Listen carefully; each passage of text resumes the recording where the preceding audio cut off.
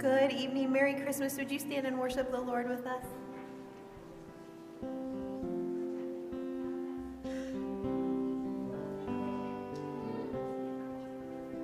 Oh, little town of Bethlehem, how still we see thee lie above thy deep and dreamless sleep. The silent stars go by, yet in thy dark street shineth the everlasting light. The hopes and fears of all the years are met in thee tonight.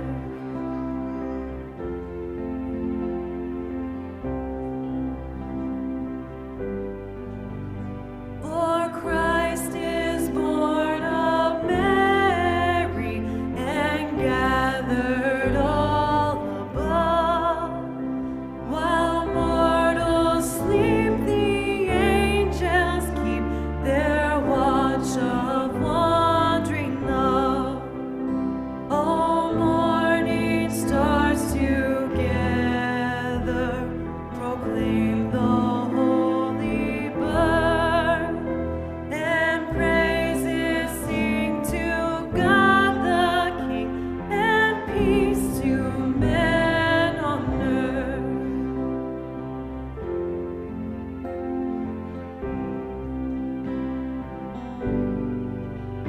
How silently the wondrous gift is given.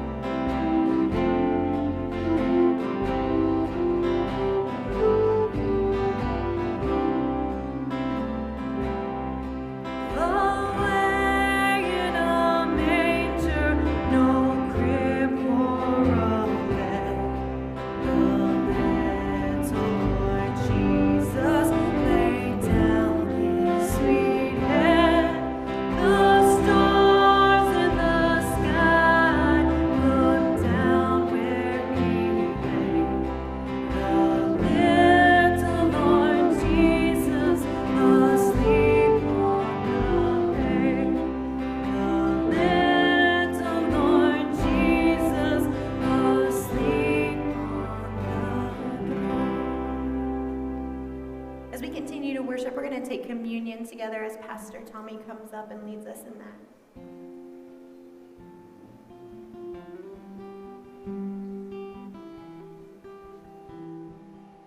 Bless you, Father, as we gather as the family of God and celebrate the birth of the Messiah. We're celebrating one of the greatest events that ever took place.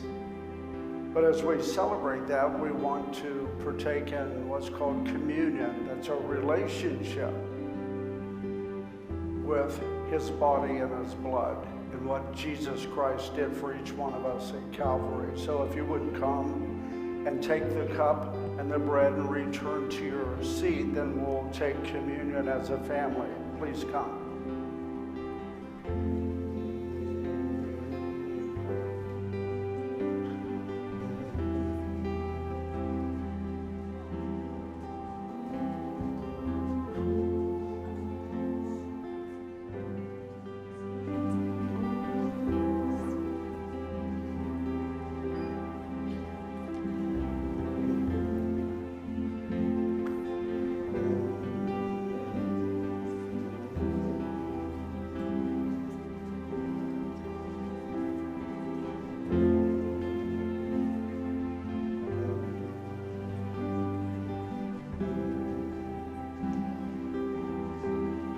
Bless you, Father.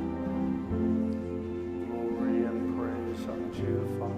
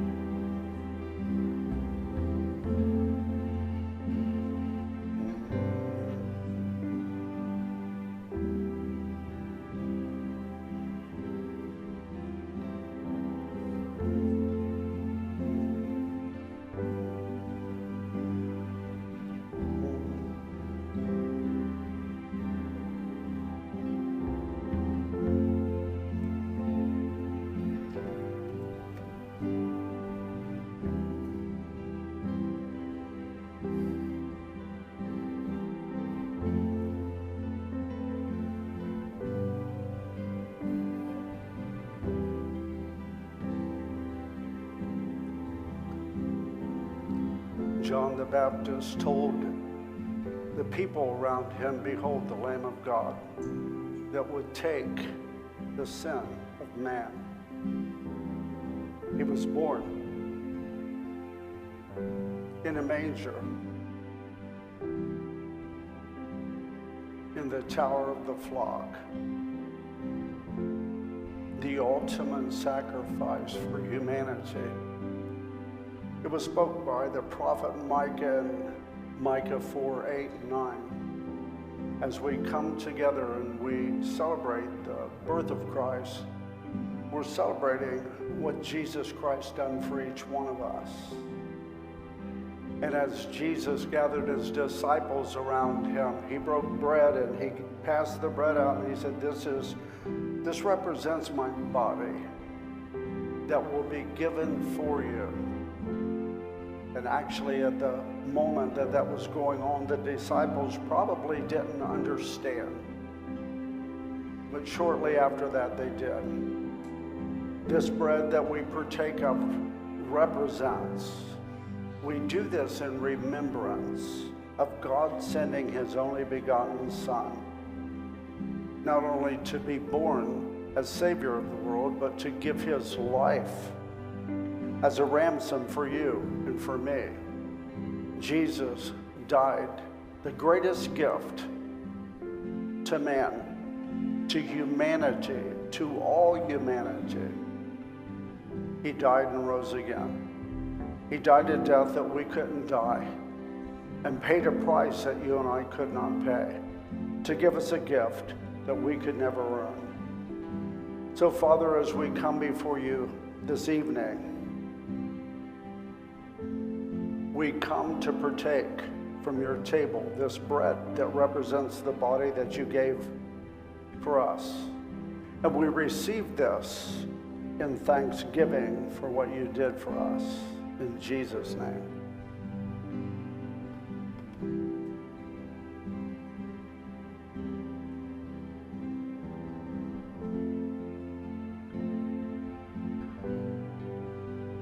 Thank you, Father. Thank you, Lord. And Father, as you pass the cup, you said this cup represents the New Testament blood that would be shed on your behalf. This blood was different. It wasn't the blood of animals. It was the blood of the Son of the living God. The only blood that not only would cleanse us and forgive us,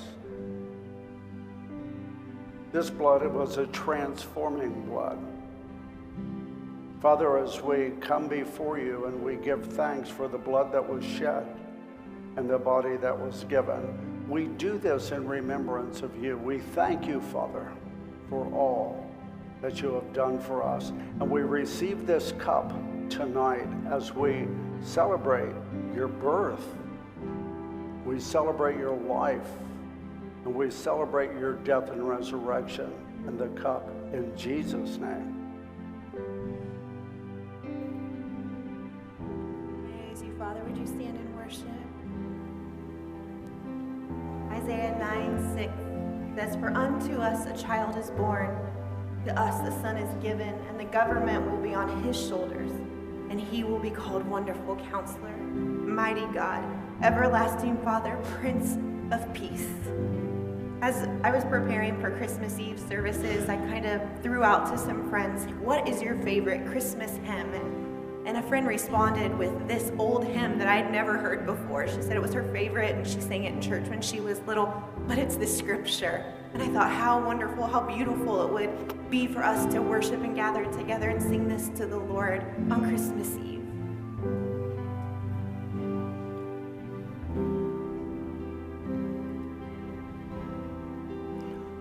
Unto us a Son is given, unto us a child is born. All the earth will rest upon his name. Jubilation at the entrance of grave, and he shall be called Wonderful Counselor. He shall be called Almighty God. He shall be called the Everlasting Father. He shall be called Prince of Peace and Lord of Lords. We're just going to sing that whole thing again. Unto us a Son is given, unto us a child is born. All the earth will rest upon his name. Jubilation at the entrance of grave. He shall be called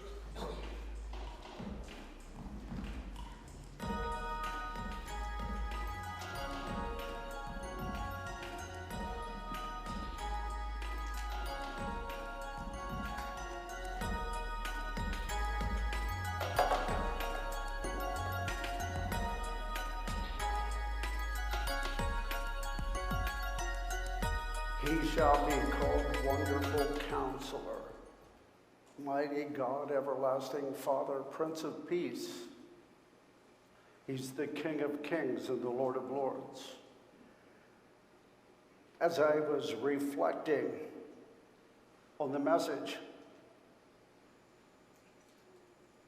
it reminded me that every year I reflect, I look back, and as I celebrate the birth of Christ, how new and refreshing the Word of God is every day.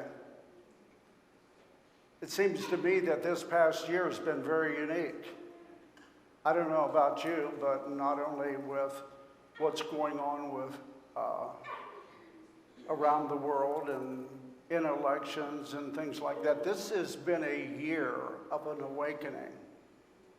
This, I would say, for me, it's a year, and I've spoke to this to the church, it's a year of recalibrating. It's a year of reassessing and looking at the bigger picture. Jesus Christ, when he came, he fulfilled many prophecies.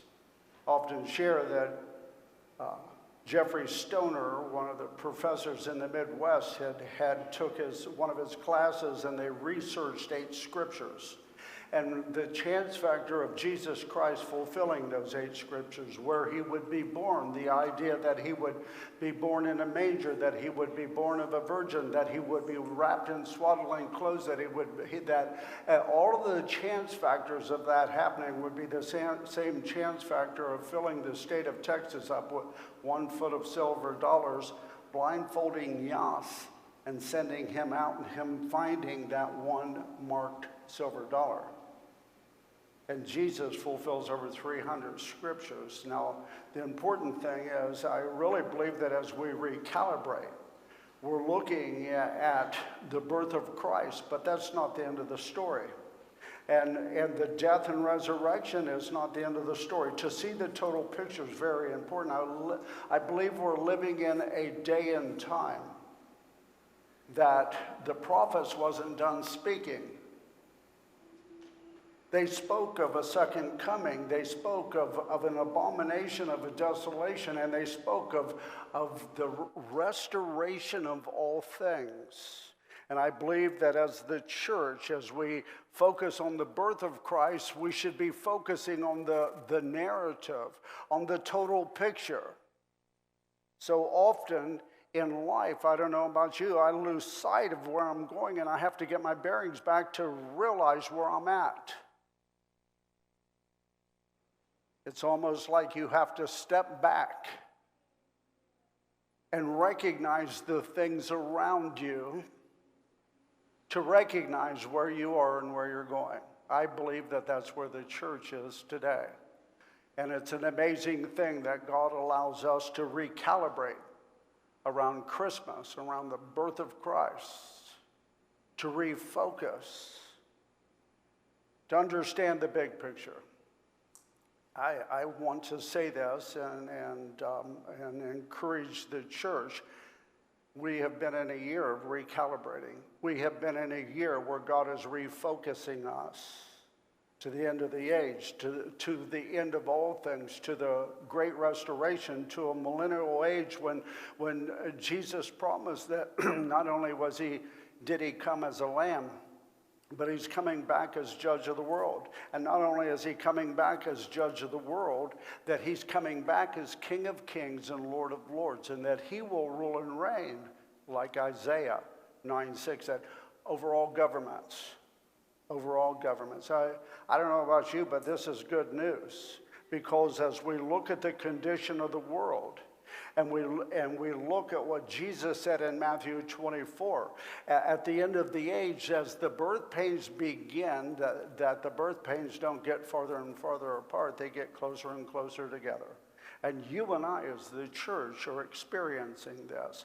You and I as the church are recalibrating to him and what he's speaking in this age like no other age to the church. We have a message, the message of the gospel of Jesus Christ. And it's not necessarily about a baby born in a manger. It's about the King of Kings and the Lord of Lords, your King, your Lord, returning at the end of the age. We have much to look forward to. I would encourage you that as families, that as we sit around and we celebrate Christmas, that we're telling our children and our children's children the story, not just part of it. Something has been missing out of the narrative for years. And it's important, unless we pass this from one generation to the next generation, how easy it's lost.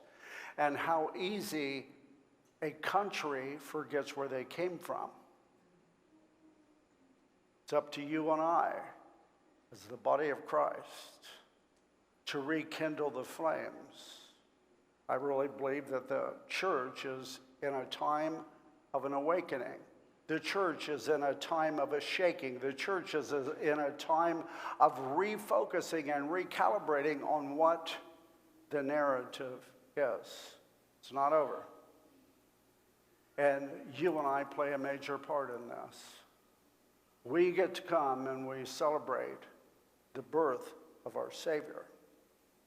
And we know the story of the death, burial, and resurrection. But we also are celebrating, looking forward with great expectation for the restoration of all things. Romans tells us that creation moans for this. Paul tells us that at the end of the age, these things are going to happen. Don't be deceived. Jesus gives a whole 9 different elements that will happen in Matthew 24. It's you and I that is called to know the signs of the times of the end of the age, where we are and what's going on. So we can tell people. What I've found in the process of talking to people on the street, we live in a generation that if you ask them if they want forgiveness, you probably won't get a healthy response. But if you ask them, do they realize where we are in the scheme of things at the end of the age, everybody's ears prick up. We're living in a day and time when God is giving the church a voice. You are the light of the world. And as we come and we celebrate the greatest event, the wise man led by the star, led to the star. It's all about him.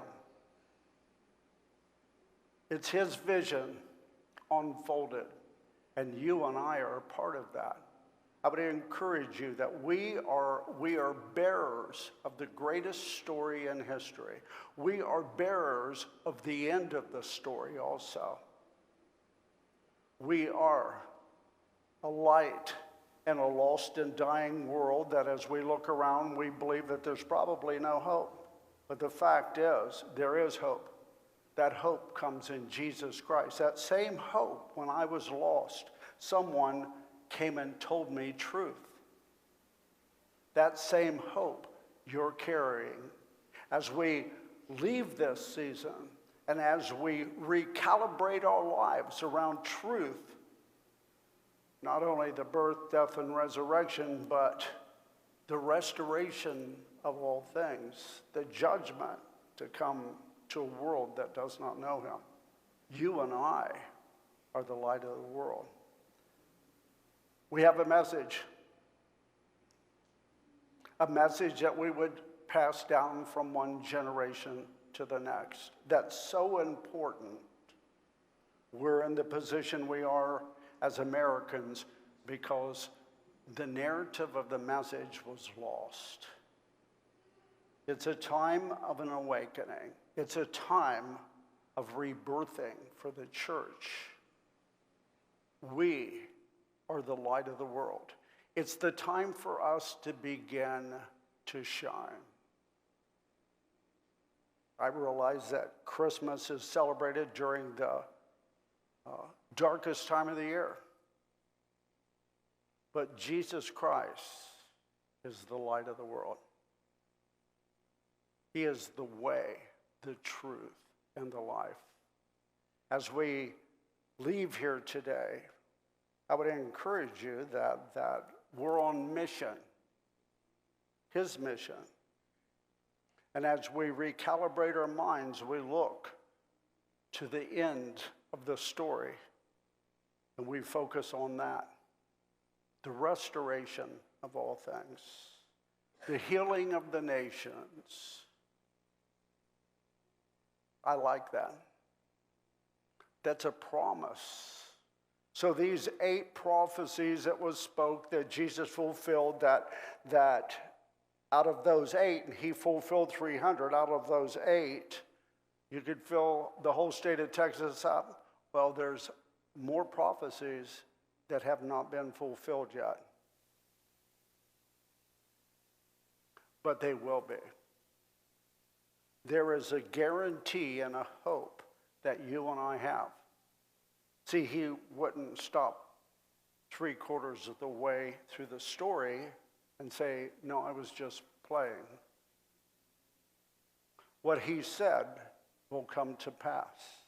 And it's important that you and I embrace that you and I understand that you and I recalibrate to the big picture of the Bible. Father, we come before you tonight as we celebrate and remember the birth of Christ. We turn and focus on the whole story, on the restoration of all things, on the promises that you have spoken. You came as the Lamb, a baby. You died as a sacrifice, but you're coming back as King of Kings and Lord of Lords, Judge of the earth. You're coming back to rule and reign the way Isaiah 9:6 over all the governments of the world. Father, we pray in the name of Jesus that this would be a year of recalibrating our minds, setting our affections on you, looking forward to things yet to come. Father, this is called hope and faith. We take hold of your word, and we ask that you would burn your word in our hearts, that we would know. Father, we pray for your kingdom to come. I pray, Father, that as we celebrate Christmas, such an awesome time, we give you thanks for the promises of the things yet to come.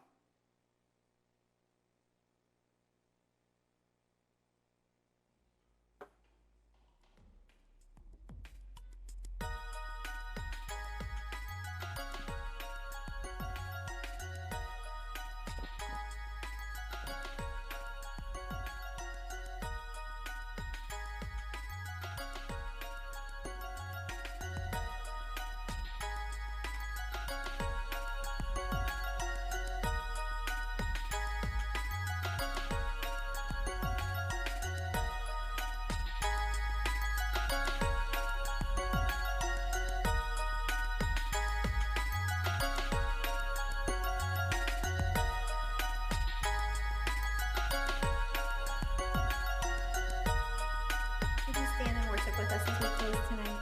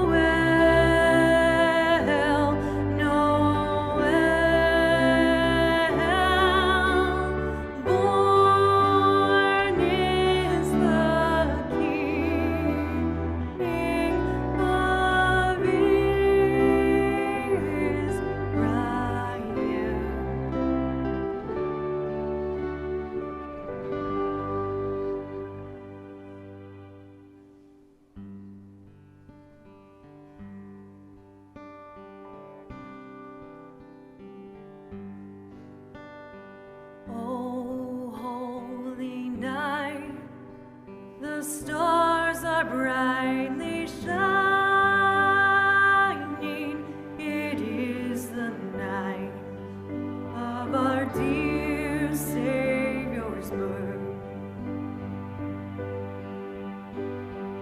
Long lay the world in sin and error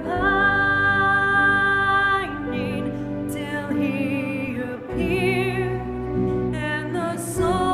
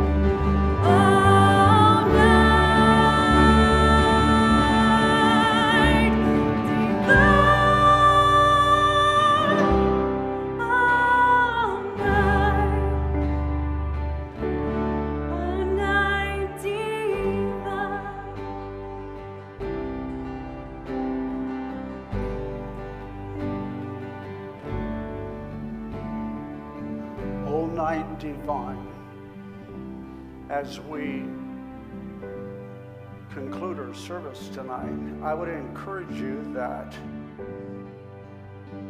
you may go to church, but do you know Jesus Christ? This is what the night is all about.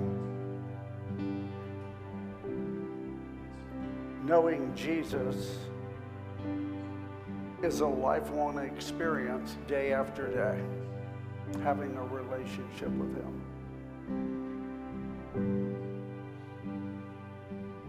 This Jesus is a life changer. See, this blood of Jesus cleanses us from sin, changes us when we can't.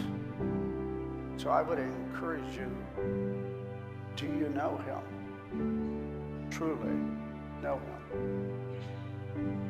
The Bible says that if we draw close to him, he will draw close to us. If we confess with our mouth that Jesus is Lord, and in that confession, if we believe in our heart, then we're saved. That sounds simple, but believing means following, turning and going in a total different direction. No longer me, it's all about him. That's life-changing. Father, I pray, we pray today, that if there's someone here that has not dedicated their lives to the Lord, what a Christmas present. What a Christmas present. Just receive Jesus tonight. If you're not sure, the Bible says it's a gift. Just ask him. And then turn and give your life to him. Father, we pray. And we thank you for this gift that we're celebrating, the gift of life. We dedicate ourselves to you, this time to you, our families to you, and most of all, our personal lives to you. We thank you, Father. Let your kingdom come and rule and reign in us. We thank you for your Son. In Jesus' name, amen. Thank you very much for coming. Have a Merry Christmas.